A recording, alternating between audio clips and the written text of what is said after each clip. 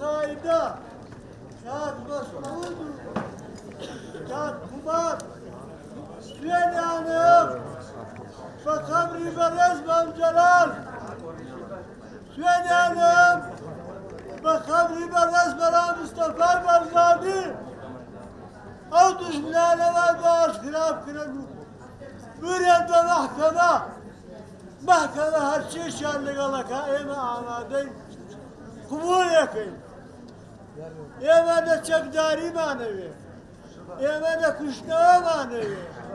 تواناش من هی هموش نشان بران برکیم بران بخوا کاک جان إما آماده من حس داتی بکن اوانا بس داتی قسکان من اوانا خوان آشکرا بکن لهر شوێنێ بن لە حەد وڵاتی عێراقا بن لە شوێنانیکە بن هەر ئەگیرێن ئەمڕۆ بە یاسبەین هەر ئەگیرێن ئەم شەمشەمە کوێرانە لەکوێ خۆیان شاردوێتەوە ئەم دایک ئازایانە لەکوێ خۆیان شاردوێتەوە لە هەر شوێنێ خۆیان شاردوێتەوە لە هەر شوێنێ خۆیان شاردوێت هەر ئاشکرا هەکرێت من ئامادەم لە هەموو وەختێکە داوای ئەوە بکەم كم عدالة من المحكمة جزاي اخوان ورقة